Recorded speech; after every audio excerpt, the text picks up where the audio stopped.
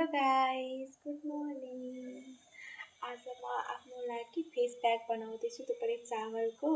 पहिला चावल फुल्न दिएँ अनि त्यसपछि उसलाई हेर्नुहोस्, चावल पानीमा भिज्न दिएको थिएँ अनि अहिले उबाल्दैछु। अनि त्यसपछि यसलाई मिक्सरमा मिक्स गर्छु, त्यसपछि सेलाउँछु अनि फेसमा लगाउँछु। त्यसपछि देखाउँछु तपाईँहरूलाई रिजल्ट कस्तो भयो मेरो फेसमा त्यो लगाएपछि। बट मैले सुनेको छु कि अहिले यो धेरै ट्रेन्डमा चल्दैछ चावलको फेस प्याक। सो मलाई पनि यस्तो ट्राई गर्न मन लाग्यो। सो लेट्स सी कस्तो हुन्छ अब यो। हेर्नु न मेरो फेस कस्तो भएको छ अनि कस्तो सानो सानो त्यो ब्ल्याकको त्यो जस्तो स्पोट जस्तो निस्किएको छ अनि कस्तो ड्राई भएको छ नि त मेरो। अब यसो हेर्दैछु कस्तो रिजल्ट आउँछ। सी गाइज, मैले मिक्सरमा मिक्स गरेँ अनि यस्तो छ।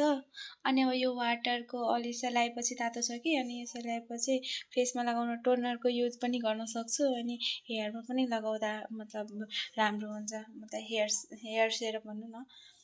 अनि अब कस्तो बेनिफिट छ कि यो राइसमा। अब म पनि लगाउँछु, अब एकछिन सेलाउन दिन्छु अनि त्यसपछि लगाउँछु। त्यसपछि तपाईँहरूलाई देखाउँछु ल कस्तो देखियो।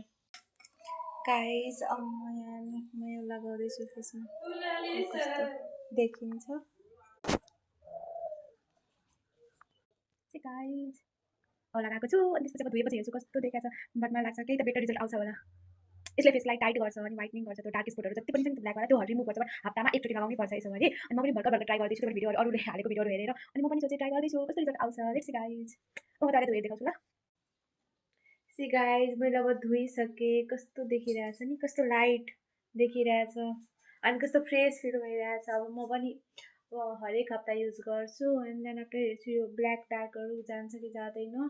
बट गाइज कस्तो रिफ्रेसमेन्ट फिल भइरहेछ एन्ड सो लाइट फिलिङ।